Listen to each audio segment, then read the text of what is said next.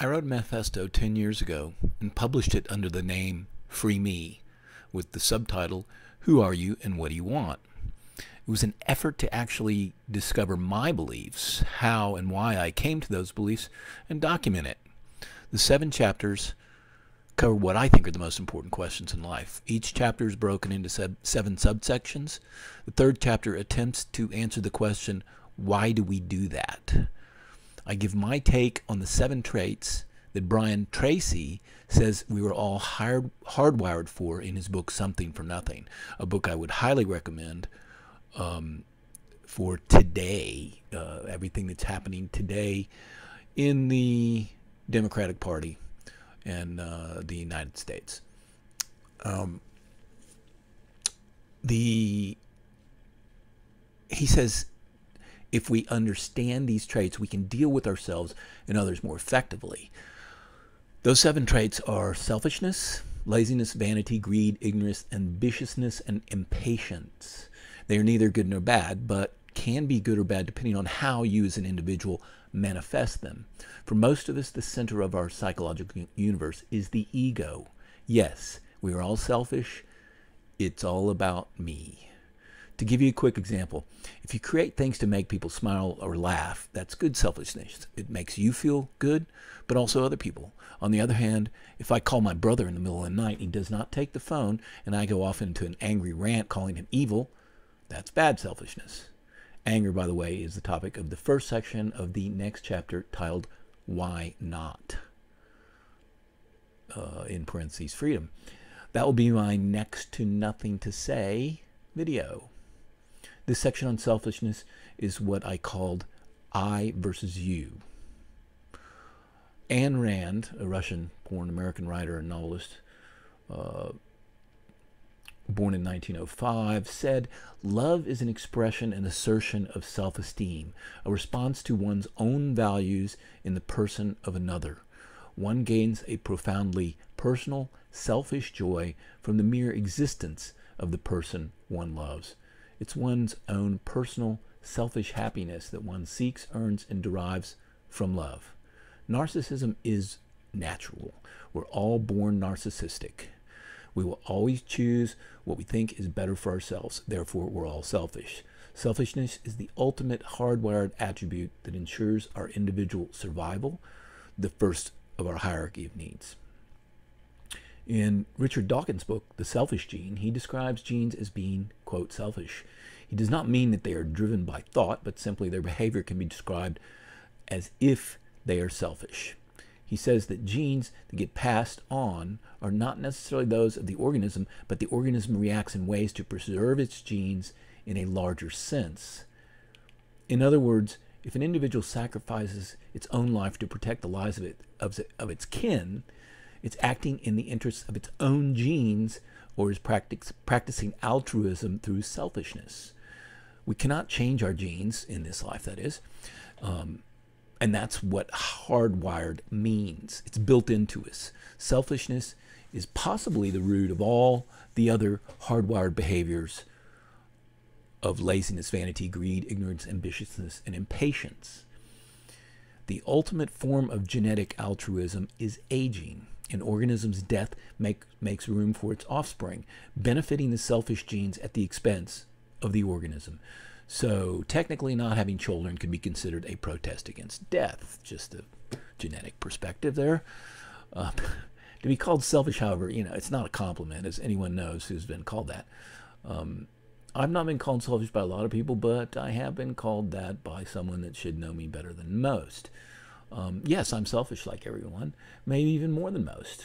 Ayn Rand, in her collection of essays, titled The Virtue of Selfishness, recognized that the normal use of the word selfish meant the regard for one's own welfare to the disregard of others, to be different from her definition of selfishness. She argues that humans live in a social world, and therefore, in order to maximize the value of their interactions with others, they should cultivate rationality, justice, productiveness, and benevolence. She sees defining selfishness as being bad as a narrow-minded and counterproductive view of something we all embody. Ayn Rand believed in the philosophy of objectivism. Objectivism is rational self-interest and self-responsibility. The idea that no man is any other man's slave. In this light, she was a classic political liberal, believing in individualism, the constitutional protection of individual rights to life, liberty, and property, and limited government. Much of this was probably a result of her father's pharmacy being confiscated by the Soviets after the Communist Revolution in 1917. When you want to determine if something is a true statement about human nature, ask yourself if it's real for you. Do you believe that your neighbor can tell you what's best for you? Or a politician? Communism attempted to dictate how people should live and what they should think based on the elitist ideal of everyone being equal. Who can decide what's best for you and what will make you happy? You? Yourself? Yes, you're the only one that can tell what foods you like, what recreation you like, what makes you comfortable or uncomfortable, what gives you pleasure and what gives you pain. Selfishness can be good if it involves making others happy or having fun because you have more fun. We all start by recognizing only ourselves. When we recognize another person, the you, and realize that this person can bring us what we, the I, want, we can shift our focus to the other person, the you, in a selfish way that is good for both you and I. However, it's still selfish. We have to learn to appreciate others. Unfortunately, teachers have been trained in recent years that high self-esteem is the child's passport to happiness, success, and a good education. There's little emphasis on self-discipline, hard work, integrity, doing what you say, in other words, consistency, and little reality in self-assessment. Little concern for the reality of self-assessment is evident when a 9-year-old child tells himself he's the strongest man in the world. But some say, after all, he's only 9 years old. What do you expect? Our culture tells kids that they should feel good about themselves, sometimes even think of themselves as perfect, irregardless if they are spoiled, selfish, indifferent, wasteful, or cruel. To the contrary, recent research has shown that high self-esteem can cause more incidences of acts of aggression, bragging, being overly opinionated, and interrupting others in conversation. In a letter to his father, Robert Louis Stevenson wrote, "The wisdom of the world consists of making oneself very little." I'm sure he knew about feeling little after spending 6 days on a cocaine binge writing Dr. Jekyll and Mr. Hyde. The aftermath was certainly not a good experience. Learning humility is not usually the result of studying or teaching, but through direct experience, and usually not pleasant experience. The cure for the I-centeredness is you. Sometimes rather than elevating the importance of you, it's easier to lower the importance of I. One of the most common debilitating emotions to personal relationships is being offended by something someone said or did. Being offended is pure opinion. As Marcus Aurelius, the famous Roman emperor, simply said, "Take away your opinion, and there is taking away the complaint, quote, I have been offended. Take away the complaint, I have been offended, and the offense is gone." Give people the benefit of the doubt. Doubt your opinions.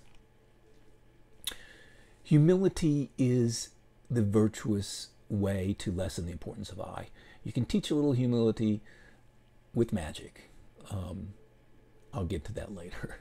Narcissism is derived from Greek mythology. Narcissus was a handsome Greek youth who was punished for his rejection of the mountain nymph Echo by dooming him to fall in love with his own reflection in a pool of water. You can't get over narcissism, but you can look through it. If narcissism is looking in the mirror, humility is looking through the mirror. Humble comes from the Latin word humilis, which is related to humus or earth. It's the feeling of earthiness that we are a small part of a larger whole. Humility strengthens the mind for life's inevitable ups and downs, especially the process of aging. It tones ignorance that creates conflict. It tones arrogance that creates conflict. True humility attracts people to be more open and honest, creating more opportunity for friendship and connectedness. Humility will help overcome the entitlement attitude that comes with overly high self-esteem and narcissism. Our consumer culture reinforces this entitlement attitude with slogans like, "You deserve a break today," to "You've earned it," so that people think just by existing they have earned the right to social welfare and guaranteed comfort. Humility can put you on the road to compassion. Rabbi Menachem Schneerson said, when asked the difference between kindness and compassion, quote, "Kindness gives to another. Compassion knows no other." Compassion is the ultimate reflection of connectedness. The simplest and easiest way to connect with people is by smiling. That's why the first lenticular postcard that I made was my smile card. I've literally created hundreds and hundreds of smiles with it. That makes me happy. It's all about me, remember? Smiling is selfish. Even though it makes almost everyone feel better, the reaction you get the majority of the time, people smile back, makes you feel better. When you feel good, where do you usually feel the goodness? Try this. Point to yourself. Where are you pointing? If you're like almost everyone else, you're pointing at your heart. Almost all cultures have considered the heart to be the seat of emotions. The expression "have a heart" doesn't mean get a powerful muscle that pumps blood through about 62,000 miles of blood vessels and beats about 35 million times a year. They mean show some compassion. Interestingly, the heart has been shown to have an energy field that extends beyond the body. The Institute of Heart Math, Stanford University, and Miami Heart Research Institute have verified that our hearts generate an electromagnetic field around us that is several feet in diameter and over 5,000 times stronger than the field generated by the brain. It is possible that the presence of another heart can actually make you feel better. The Dalai Lama said, for those who may not find happiness to exercise religious faith, it's okay to remain a radical atheist. It's absolutely an individual right. But the important thing is with a compassionate heart. Then no problem. It takes work to cultivate compassion, and paradoxically, it is widely accepted that a lack of love for ourselves is what inhibits our compassion for others. Play with some of these ideas, and you won't have to work so hard to make your selfishness positive.